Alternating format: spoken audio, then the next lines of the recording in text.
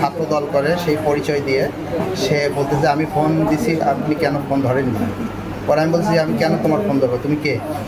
এই দু এক কথা বললে সে আমাকে মাদ্রাসার যে বারান্দা ছিলাম সেখান থেকে ধরে বাইরে টেনে নিয়ে গেছে।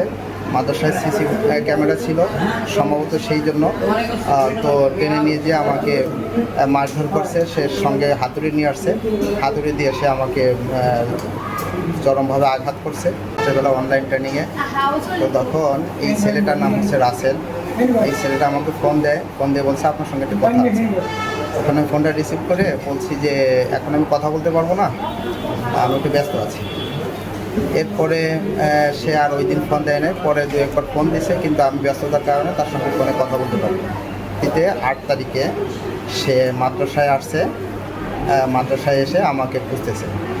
তা খোঁজার পরে সে ছাত্র দল করে সেই পরিচয় দিয়ে সে বলতেছে আমি ফোন দিছি, আপনি কেন ফোন ধরেননি?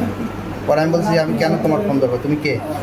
এই দু এক কথা বললে সে আমাকে মাদ্রাসার যে বারান্দা ছিলাম সেখান থেকে ধরে বাইরে টেনে নিয়ে গেছে।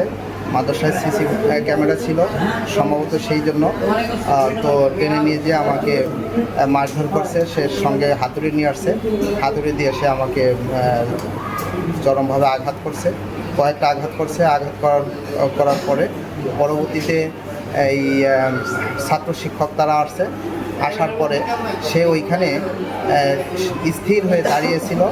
সে এতটা প্রভাবশালী যে, এবং তাকে সবাই এতটা ভয় পায় যে তাকে কেউ কিছু করতে পারে না। শিক্ষকরা, ছাত্ররা সবাই তাকে ভয় পায়।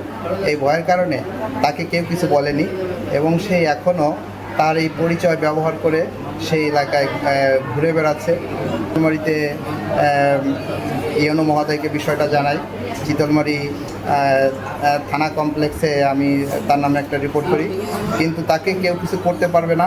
সে সেই দিয়ে সেই এলাকা থেকে ঘুরে বেড়াচ্ছে।